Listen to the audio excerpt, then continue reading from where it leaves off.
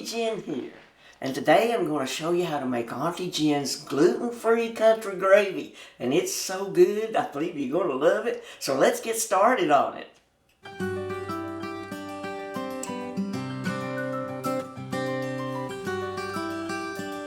These are all the food products you'll need to make Auntie Jen's gluten-free country gravy.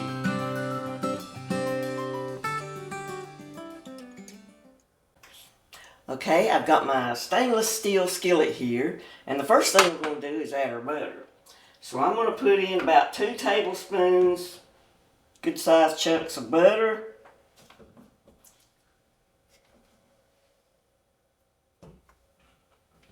And then we're going to add just a little bit of olive oil. So we're just going to pour in, that's probably about couple tablespoons, and I'm just going to roll it around in the bottom there. Okay, now we're going to turn our burner on. We're going to turn it on about 7 and let our oil get hot and our butter. And once that gets hot, then we're going to add in our biscuit. So watch this gluten-free tip, and we'll be back in a minute and I'll show you what else to do.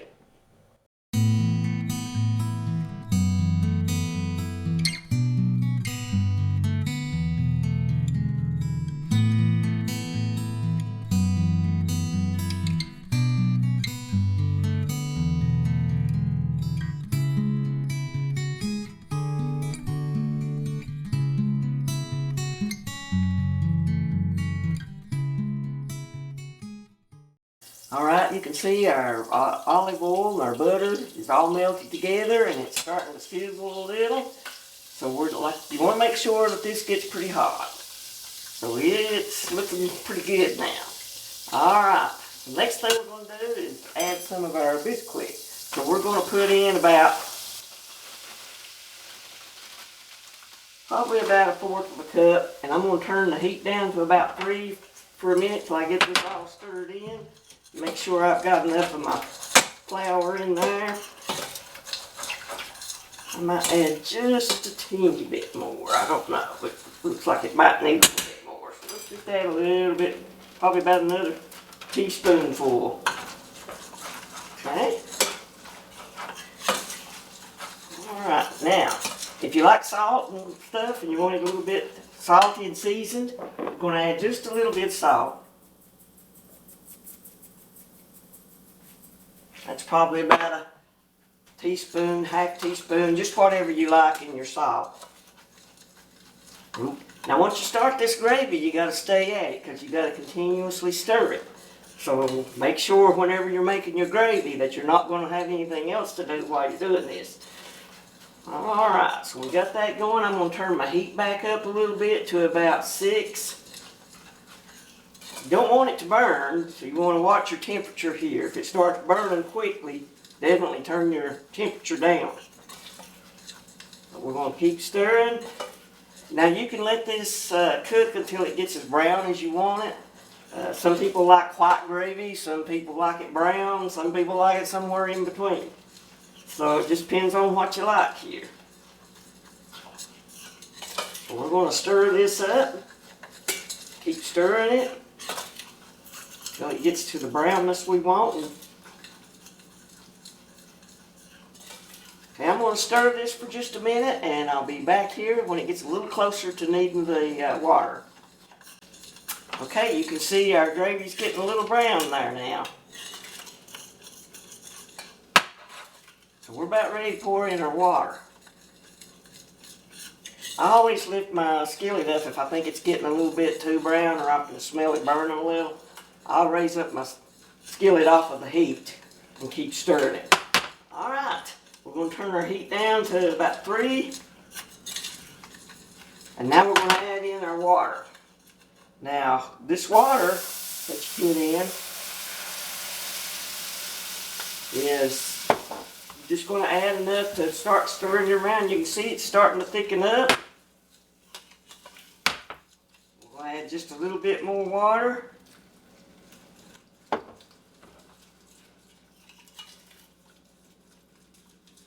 Make sure you get it all stirred up good. See, it almost looks like a paste right there. Okay, next we're going to add our milk.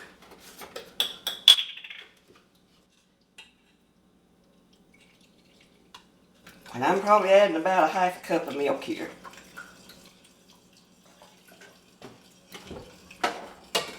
Okay, we're going to stir all that around.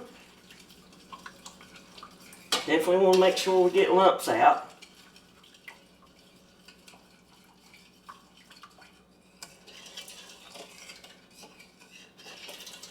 Okay, I'm going to turn the heat back up now because now we want it to get hot. Again, make sure you can continuously stir this when you make it, or else you'll wind up having lumpy gravy and you won't like it.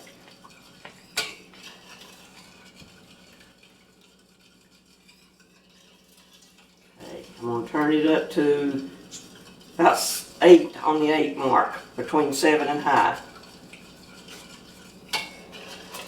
I'm going to let it thicken up some. And the thing about this gravy is if it gets too thick for you, you can always add some more water and thin it down. The worst thing is if you get it too thin to start with, because you can't really add the flour back once you've got to this level.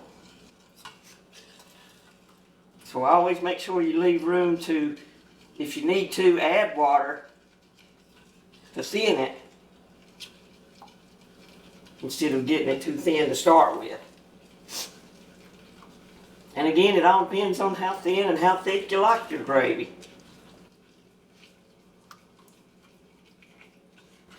I don't like mine real thick. I like it kind of thin. But I don't want it like water. I can feel it thickening up a little bit. I don't know if you can see that in the camera, but it's thickening a little bit. And that's what you want it to do.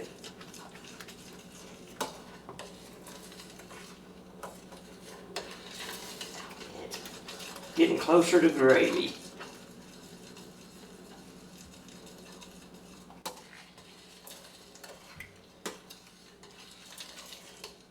You can see it's starting to get a little bit of bubbly boil, and that's good too. That'll help it thicken up a little bit.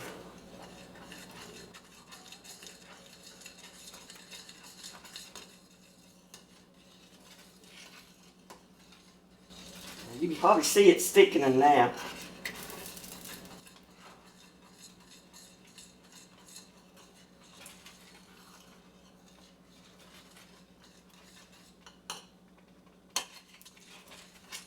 Okay, turn it off here. It's just about done.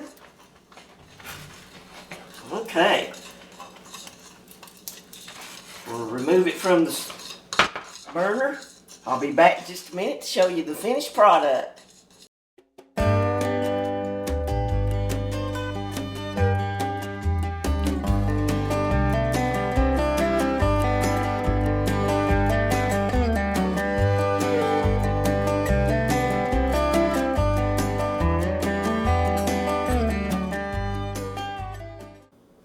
Alright, this is how you make Auntie Jen's gluten-free country gravy. Now does that not look delicious?